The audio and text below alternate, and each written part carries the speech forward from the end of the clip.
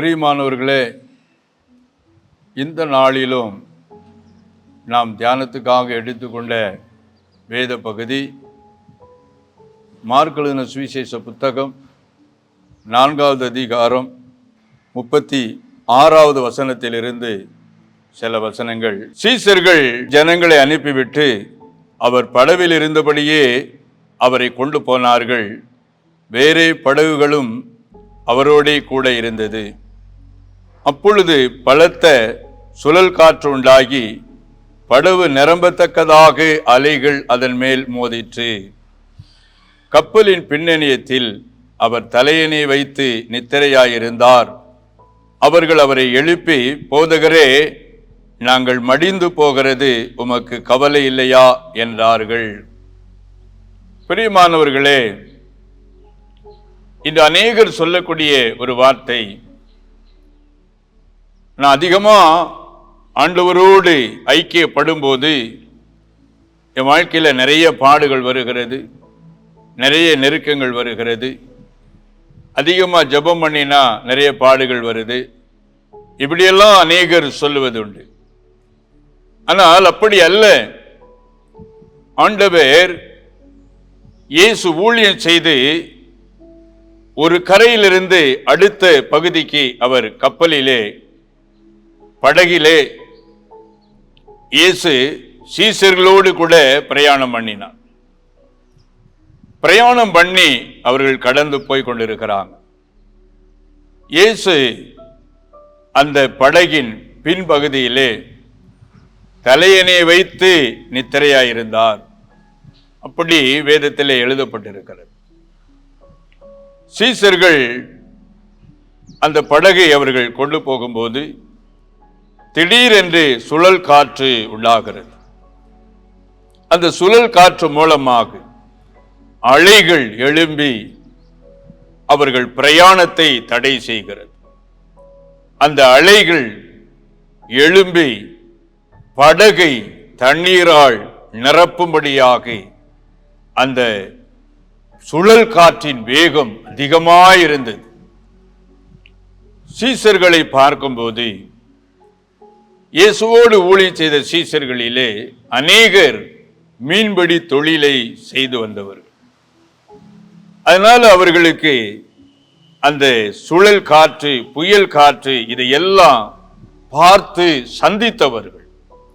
ஆகவே அந்த காற்றின் வேகம் அதிகரித்து அலையின் வேகம் கொந்தளித்து படகு தண்ணீரால் நிரப்பும் போது துவக்கத்திலே சீசர்கள் ஒருவரை ஒருவர் தைரியப்படுத்தி இருப்பார்கள். இது மாதிரிலாம் நாங்கள் நிறைய புயலை சந்திச்சிருக்கிறோம் என்று ஒருவரை ஒருவர் திடப்படுத்தி தைரியப்படுத்தி அந்த பிரயாணம் போய்கொண்டே இருக்கிறது. இன்னும் கொஞ்ச நேரம் அதிகமாக அந்த காற்றின் வேகம் இன்னும் பலமாய் மாறியது. அலைகள் இன்னும் அதிகமாய் எழும்பி படகு முழுவதும் தண்ணீராலே நிரம்பியது. இனி பிரயாணம் பண்ண முடியாது. அந்த படகு தண்ணீரிலே மூழ்கக்கூடிய ஒரு சூழ்நிலை உருவானது. இந்த நாட்கள் போல அவங்க மோட்டார் வைத்தெல்லாம் நிச்சயமா படகு ஓட்டி இருக்க முடியாது. அவர்கள் துடுப்பை பயன்படுத்தி அதன் மூலமாகத்தான் அவர்கள் அந்த படகை அவர்கள் நகர்த்தி இருக்கக்கூடும். இப்படிப்பட்ட ஒரு நெருக்கமான ஒரு சூழ்நிலை வந்த போது சீசர்களுடைய இருதயம் அப்படியே கரைந்து போய்விட்டது. அவர்களுக்குள்ளே மரண பயம் உண்டானது. அவ்வளவுதான், இனி நம்முடைய வாழ்க்கை முடிந்து போய்விட்டது, அவ்வளவுதான், நாம் இந்த தண்ணீரிலே விழுந்து விடுவோம் என்ற ஒரு பயத்துக்குள்ளே அவர்கள் வந்தார்கள். ஒரு சிலர் மீன்பிடி தொழிலை செய்தவர்கள், மத்தேயு போல சீசர்கள், அவர்கள் நல்ல பொறுப்பிலே பதவியிலே இருந்து வந்தவர். ஆகவே ஒரு கூட்டமாய் அங்கே அவர்கள் இருந்தார். ஒருவருடைய அவிசுவாசம் இன்னொருவரை பாதித்து இறுதியிலே எல்லாரும் அவிசுவாசப்பட்டு அவர்கள் பயந்து கூச்சலிட்டார்கள். அவர்கள் கூச்சலிட்ட வார்த்தை, ஐயரே, நாங்கள் மடிந்து போகிறது, உமக்கு கவலை இல்லையா? வாழ்க்கையில் எவ்வளவு பிரச்சனைகளை சந்திக்கிறோமே, வேதனைகளை சந்திக்கிறோமே, உமக்கு கவலை இல்லையா? சிலர் சொல்லுவாங்க, உங்க கண்ணு இருக்குதா, நீர் ஏன் என்ன பார்க்கல? காது இருக்குதா, ஏன் என் ஜெபத்தை கேட்கல என்று கூட அநேகர் ஆண்டவரை பார்த்து அவர்கள் முறுமுறுப்பதும் வேதனையான வார்த்தைகளை பேசுவதையும் நாம கேள்விப்படுகிறோம். பிரியமானவர்களே, இந்த இடத்திலே இயேசு அந்த படகை தண்ணீருக்குள்ளே அமிழ்த்தும்படியாக அல்லது அந்த புயலின் வேகத்துக்குள்ளே சீசர்களை வழிநடத்தின நோக்கம் என்ன? அவர்கள் விசுவாசத்தை சோதிக்கும்படியாக ஆண்டவர் அந்த வேதனையான அனுபவத்துக்குள்ளே அவர்களை வழிநடத்தினார். பிரியமானவர்களே, விசுவாசம் இல்லாமல் தேவனுக்கு பிரியமாய் இருப்பது கூடாத காரியம். தேவனிடத்தில் சேருகிறவன் தேவன் உண்டென்றும் தமிழத்தில் சேருகிறவர்களுக்கு பலன் அளிக்கிறவர் என்றும் விசுவாசிக்க வேண்டும். ஆக நமக்குள்ள அந்த விசுவாசத்தை தூண்டும்படியாகத்தான் ஆண்டவர் நம்முடைய வாழ்க்கையிலே புயலை அனுமதிக்கிறார், சோதனைகளை அனுமதிக்கிறார். ஒரு மரத்தை பாருங்கள், அது புயலை சந்திக்கும் நாளிலே அதனுடைய மரத்தின் கிளைகள் எல்லாம் முறிந்து சிதைந்து விடும். அது மாத்திரமல்ல, சில மரங்கள் வேரோடு கூட சாய்ந்து விடும். சில மரங்களை பார்க்கும்போது அந்த காற்றின் வேகத்தை தற்காத்துக் கொள்வதற்காக இன்னும் வேரை பூமியிலே பலமாய் அது ஊன்றி பலப்படுத்தி புயல்களை மேற்கொள்ளத்தக்கதாக அந்த மரங்கள் பலனுள்ளதாய் மாறுகிறது. அதே போலத்தான் ஆண்டவர் உங்களுடைய வாழ்க்கையிலே விசுவாசத்தின் மூலமாகத்தான் நாம் தேவனிடத்திலே நன்மையை பெற்றுக்கொள்ள முடியும். விசுவாசத்தின் மூலமாக தான் நாம் மரித்த பின்பு தேவனுடைய ராஜ்யத்துக்குள்ளே பிரவேசிக்க முடியும். தேவனுடைய ராஜ்யத்தில் போய் யார் தங்க முடியும்? யார் அங்கே இளைப்பாறுவார்கள்? விசுவாசம் உள்ளவர்களே அதற்குள்ளே இளைப்பாற முடியும். ஆகவே நம்முடைய வாழ்க்கையிலே விசுவாசத்தை சோதிப்பது அவசியம். அழிந்து போகிற பொன் அக்னியினாலே சோதிக்கப்படும். அதை பார்க்கிலும் அதிக விலையேற பெற்றதாயிருக்கிற உங்கள் விசுவாசம் சோதிக்கப்பட்டு கிறிஸ்து வெளிப்படும் நாளில் புகழ்ச்சியும் கனமும் உண்டாயிருக்கும். அந்த விசுவாசத்தை சோதிப்பதற்காகத்தான் ஆண்டவர் நம்முடைய வாழ்க்கையிலே பாடுகளை, உபத்திரவத்தை, நெருக்கத்தை அனுமதிக்கக்கூடியவராயிருக்கிறார். பிரியமானவர்களே, என்று நாம் அவருடைய இரத்தத்தினாலே கழுவப்பட்டு அவருடைய பிள்ளைகளாய் மாறினோமோ அந்த நாளிலிருந்து ஆண்டவர் உங்களையும் என்னையும் பாதுகாக்கக்கூடியவராயிருக்கிறார். தேவனுடைய அனுமதி இல்லாம நம்முடைய வாழ்க்கையில எந்த ஒரு வேதனையும் வரவே முடியாது. ஒருவேளை பில்லி சூனியமோ மந்திரவாதமோ அது தானாக நமக்குள்ளே வந்துவிட முடியாது. தேவன் நம்முடைய வீட்டின் கதவை திறவாமல், நம்முடைய வாழ்க்கையின் எல்லையின் கதவை திறவாமல், சாத்தானாலே, சோதனைக்காரனாலே உங்க வாழ்க்கையில சோதனையை நிச்சயமா கொண்டு வர முடியாது. ஏனென்றால் யோபுடைய புத்தகத்தில் நம்ம பார்க்கிறோம், சாத்தான் யோபுவை குறித்து சொல்லும் போது அவன் தேவனிடத்திலே நீர் அவனையும் அவனுக்குள்ள எல்லாவற்றையும் வேலி அடைத்து காக்கவில்லையோ? ஆண்டவர் நம்மை வேலி அடைத்து காக்கக்கூடியவர். உங்கள் மயிர்கள் எல்லாம் எண்ணப்பட்டிருக்கிறது. தேவ சித்தம் இல்லாம நம்ம தலையில் இருந்து மயிர் கூட கீழே விழாது. ஏன் இப்படிப்பட்ட ஒரு வார்த்தை வேதத்திலே சொல்லப்படுகிறது? எதற்காக? அவ்வளவாய் தேவன் உங்களையும் என்னையும் பாதுகாக்கக்கூடியவராயிருக்கிறார், மூடி மறைக்கக்கூடியவராயிருக்கிறார். பிரியமானவர்களே, நம்முடைய வாழ்க்கையில அன்றாடம் பகலிலே நம்முடைய கடமைகளை செய்வோம், இரவிலே நாம் நித்திரையாயிருப்போம். காலையில எழுந்திருக்கும் போதுதான் நமக்கு தெரியும், இரவில என்ன நடந்தது என்று எதுவுமே நமக்கு தெரியாது. அப்படி மரித்து பின் பிழைப்பது போல இரவை நாம் கழிக்கக்கூடியவர்களாயிருக்கிறோம். ஆனால் உங்களை பாதுகாக்கக்கூடிய, என்னை பாதுகாக்கக்கூடிய தேவன் தூங்குவதும் இல்லை, அவர் உறங்குவதும் இல்லை. இரவும் பகலும் உங்களையே பார்த்து கொண்டே இருக்கிறார். உங்கள் மீது கரிசனை உள்ள ஒரு தேவன், உங்களை நேசிக்கக்கூடியவர், உங்களுக்காக ஜீவனை கொடுத்த ஆண்டவர். இப்படி ஒரு நல்ல ஆண்டவரை நம்முடைய வாழ்க்கையில தெய்வமாய் கொண்டிருக்கிற ஜனம் பாக்கியம் உள்ளது என்று வேதம் சொல்லுகிறது. நம்முடைய வாழ்க்கையில சோதனை அனுமதிக்கப்படுவதின் நோக்கம் உங்களையும் என்னையும் உருவாக்குவதற்காக, உங்களையும் என்னையும் ஆசீர்வதித்து உயர்த்துவதற்காகவே ஆண்டவர் புயலையும் வேதனைகளையும் சோதனைகளையும் அனுமதிக்கக்கூடியவராயிருக்கிறார். பிரியமானவர்களே, ஊழியத்துடைய ஆரம்ப கால் முதல் ஒரு கிராமத்தில் ஊழியத்தை 1998 ஆண்டு துவங்கும்படி ஆண்டவர் வழி நடத்தினார். ஊழியத்திற்காக சொந்தமாக அந்த கிராமத்தில் ஒரு விசாலமான இடத்தை ஆண்டவர் கொடுத்தார். அதிலே திரளான மக்கள் அமர்ந்திருக்கும்படியாக கீழ்ப்பகுதி மாத்திரம் செங்கலால் ஆன பில்லர்களை எழுப்பி அதன் மேலே தென்னங்கீற்றினாலே கூரை அமைத்து அந்த இடத்துல தான் தேசத்திற்காக ஜெபிக்கக்கூடிய ஜெபங்கள் எல்லாம் நடைபெற்றது. பிரியமானவர்களே, அந்த மகிமையான எழுப்புதல் கூடாரத்தை மதிப்புக்குரிய சகோதரர் வின்சென்ட் செல்வகுமார் அவர்கள் அதை திறந்து வைத்தார்கள். அந்த ஊழியம் ஆசீர்வாதமா நடந்து கொண்டே இருந்தது. கிட்டத்தட்ட 3 ஆண்டுகள் அந்த இடத்திலே இந்த ஊழியத்தை நாங்கள் செய்து கொண்டு வந்தோம். நான் ஒடிசா மாநில பணித்தளத்திலே இருந்த நாட்கள். அப்பொழுது அங்கே ஊழியத்தை முடித்து மகிழ்ச்சியோடு கூட பிரயாணத்தை நான் துவங்கினேன்.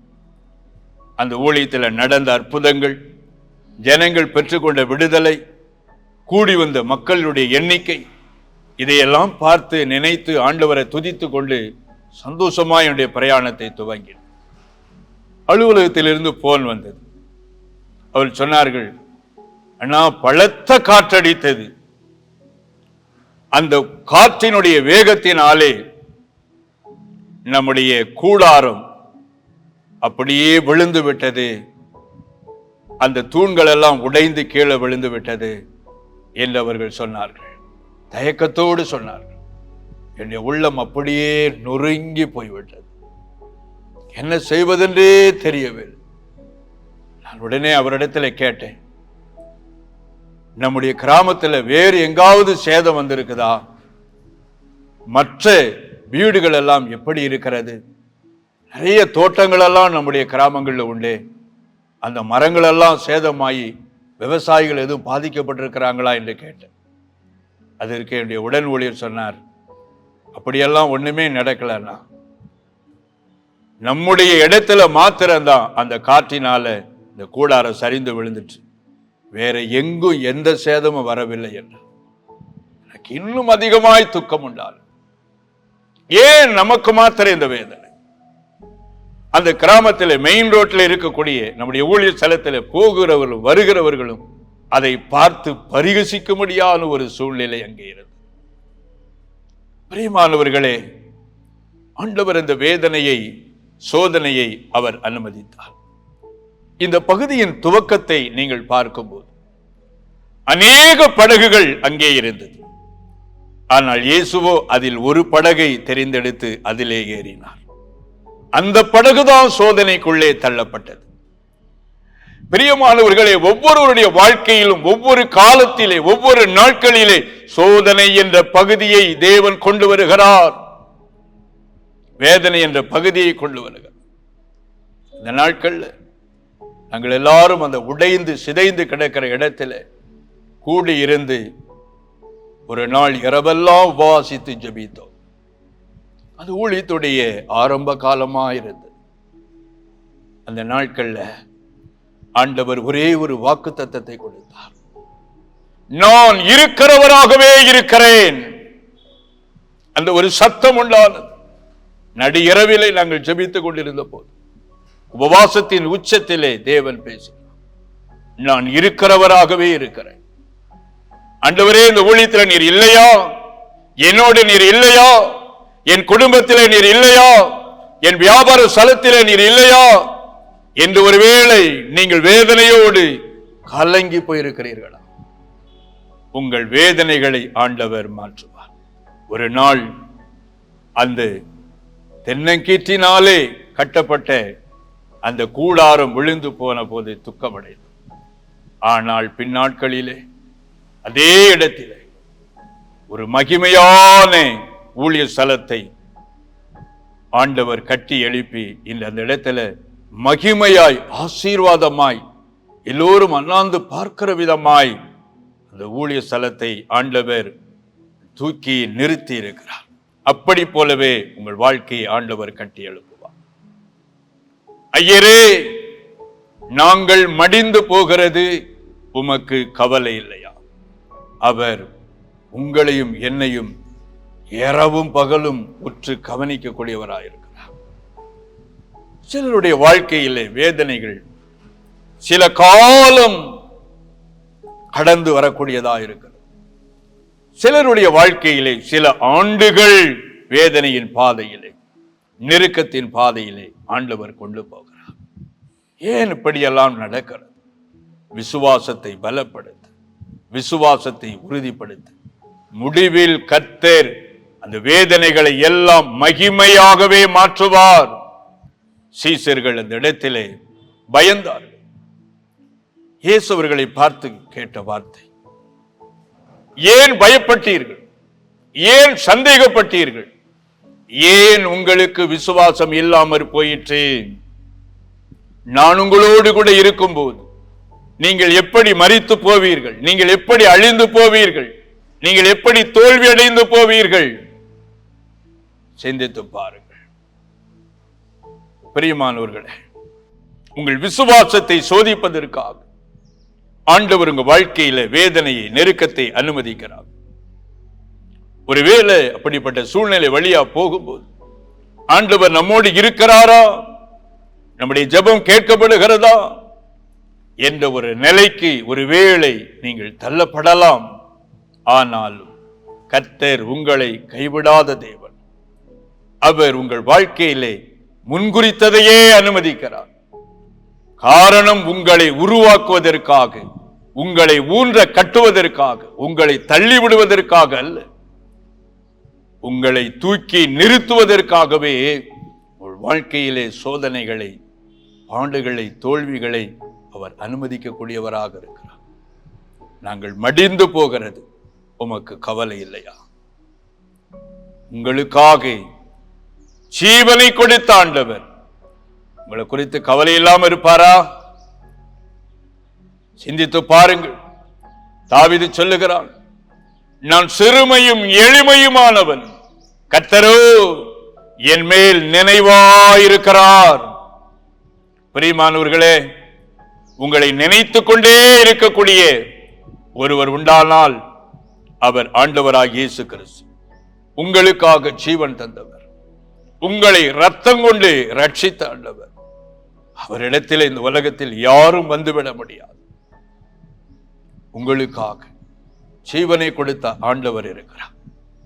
எனக்கு யாரும் இல்லை, நான் ஒரு அனாதை போல இருக்கிறேன், என்னை விசாரிப்பார் இல்லை என்று கலங்கிக் கொண்டிருக்கிற மகனே, மகளே, உனக்காக ஒருவர் இருக்கிறார். உன்னை விசாரிக்க, உன்னை நடத்த ஒரு ஆண்டவர் இருக்கிறார். பிரியமானவர்களே, ஒரு வியாபாரம் செய்யக்கூடிய ஒரு கர்த்தருடைய மனிதர், அவர் ஒரு பாத்திர கடையை வைத்து நடத்தி கொண்டிருந்தார். அவருடைய கடைக்கு அருகாமையிலே முன்பகுதியில நிறைய தள்ளுவண்டியில பிளாட்ஃபார்ம் வியாபாரம் செய்யக்கூடிய வியாபாரிகளும் அங்கே இருந்தார்.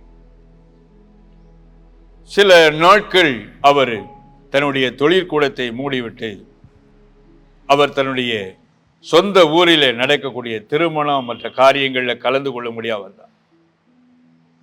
7 நாட்கள் கழித்து அவர் திரும்ப அங்க போகும்போது அவருடைய கடையை திறப்பதற்கு அவர் உள்ள போக முடியாதபடிக்கு அந்த வழியெல்லாம் அந்த தள்ளு வண்டிகள் அதை நிறுத்தி பிளாட்பாரத்தில் வியாபாரிகள் வியாபாரம் செய்து கொண்டிருந்தார். அவர் அங்கே போய் கடைக்கு முன்னால வண்டியை வைத்து வியாபாரம் செய்யக்கூடிய நபர்களை பார்த்து, கொஞ்சம் கடைக்கு வழி விடுங்க, கொஞ்சம் தள்ளி இருங்க என்று சொன்னார். அவர்களும் அதெல்லாம் முடியாது என்று சொல்லிவிட்டார். ஏனென்றால் அவர் ரொம்பவே சாதுவான ஒரு மனிதர், ஒருவரையும் கடிந்து பேசக்கூடாத ஒரு மனிதர். ஆகவே அந்த சூழ்நிலையை பயன்படுத்தி கொண்டு அவர்கள் தன்னுடைய அதிகார பலத்திலே அவர்கள் அவரை வேதனைப்படுத்தினார்கள். கடையை திறந்தா பொருள் வாங்க ஒருவர் வர முடியல, வழியே இல்லை. என்ன செய்வதென்றே தெரியாதபடிக்கு மனதுக்கத்தோடு கூட இருந்தார். ஏன் என் வாழ்க்கையில் உள்ள வேதனை, கண்ணீர்? அவருடைய வாழ்க்கையை நினைத்து நினைத்து அவர் புலம்ப ஆரம்பித்தாராம்.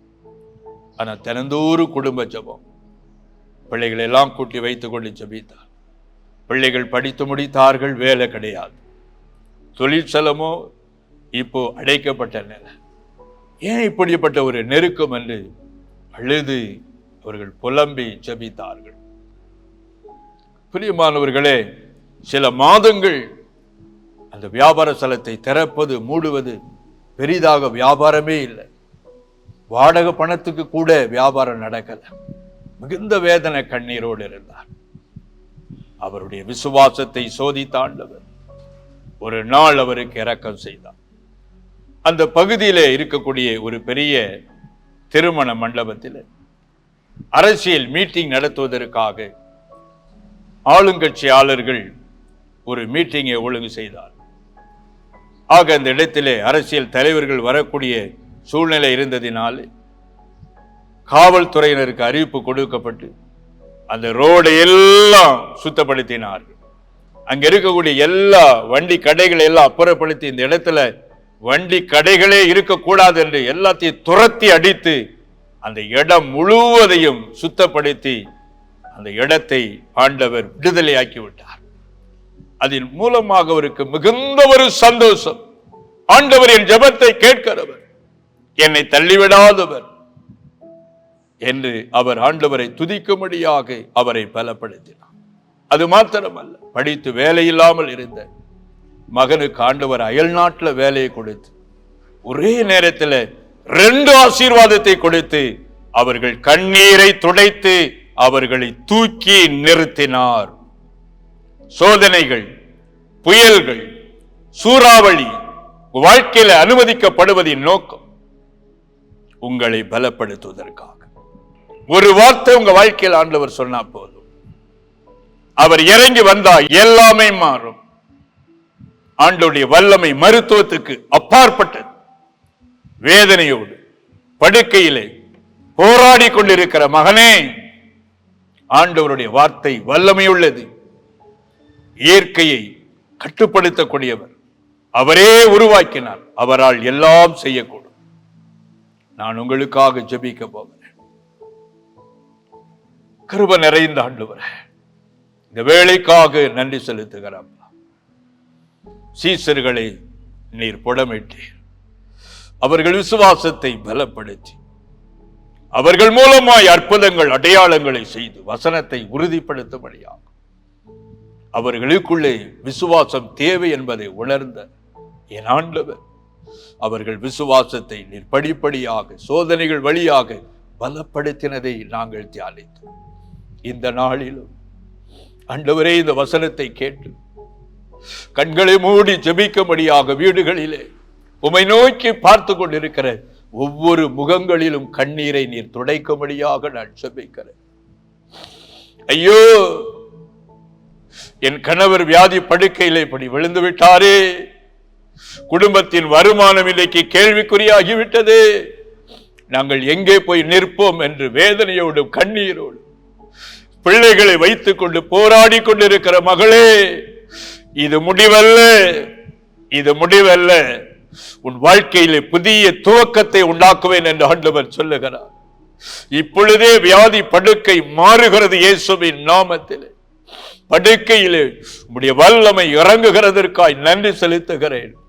வேதனையோடு கூட வீக்கத்தோடு, சரீரத்திலே வீக்கத்தோடு படுக்கையில் இருக்கிற அருமை சகோதரி, இயேசுடைய வல்லமை உங்களை தொடுகிறது. சரீரத்தின் உள் உறுப்புகளுக்குள்ளே இயேசுடைய வல்லமை இறங்குகிறது. இப்பொழுதே அற்புத சுகம் இயேசுவின் நாமத்தில், இயேசுவின் நாமத்தில் உண்டாகட்டும் என்று நான் ஜெபிக்கிறேன். தகப்பனே, நன்றி செலுத்துகிறேன். அப்பா, படித்தும் வேலை இல்லாமல், வேலைக்காக எவ்வளவோ முயற்சி எடுத்து என் வாழ்க்கையில் ஒரு ஆசீர்வாதம் இல்லையே என்று புலம்பிக் கொண்டிருக்கிற வாலிப மகளே, இயேசுடைய கரமுனை தொடுகிறது. மகளே, நீ வாழ்ந்திருப்பாய், நீ வாழ்ந்திருப்பாய், நீ ஆசீர்வாதமாய் இருப்பாய் என்று ஆண்டவர் வாக்கு பண்ணுகிறார்.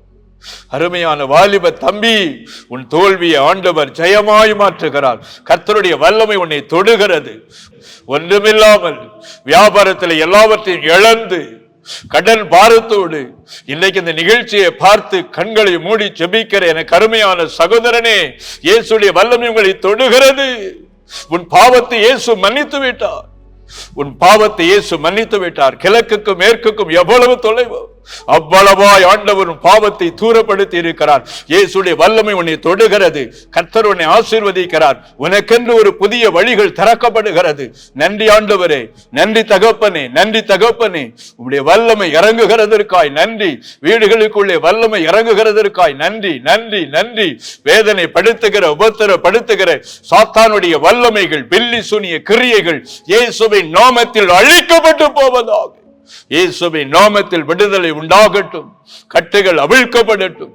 நன்றி செலுத்துகிறப்பா, ஒவ்வொருவரையும் நீர் ஆசீர்வதிப்பீராக. நீர் எப்படி செய்கிறதற்காக நன்றி. உடைய கரங்களை நான் ஒப்புக் கொடுக்கிறேன். ஆண்டவர் பொறுப்படுங்க, ஆசீர்வதிங்க. இயேசுவின் நாமத்தில் பிதாவே, ஆமென். பிரியமானவர்களே, கர்த்தர் உங்களை ஆசீர்வதிப்பாராக. 1998ஆம் ஆண்டு ஆரம்பிக்கப்பட்ட நமது கல்வாரி சுவிசேஷ மிஷனரி இயக்கமானது ஒடிசா மாநிலத்தை தலைமையிடமாக கொண்டு ஒடிசா மாநிலத்தில் 6 மாவட்டங்களில் 176 மிஷனரிகளை கொண்டு 13 இன மக்கள் மத்தியில் ஒவ்வொரு மாதமும் 500 புதிய கிராமங்களை சந்திக்க வேண்டும் என்ற மேலான தரிசனத்தோடு சுவிசேஷ பணியினை செய்து வருகிறது. தேவனுடைய ஆலயங்கள் இல்லாத இடங்களில் தேவனுடைய வார்த்தை அறிவித்து நமது ஊழியத்தின் மூலம் ஆலயங்கள் கட்டப்பட்டு வருகிறது. ஒடிசாவில் வாலிபர் முகாம், சிறுவர் முகாம், விடுதலை முகாம் மூலமாக எண்ணற்ற மக்களுக்கு தேவனுடைய வார்த்தையானது அறிவிக்கப்பட்டு வருகிறது.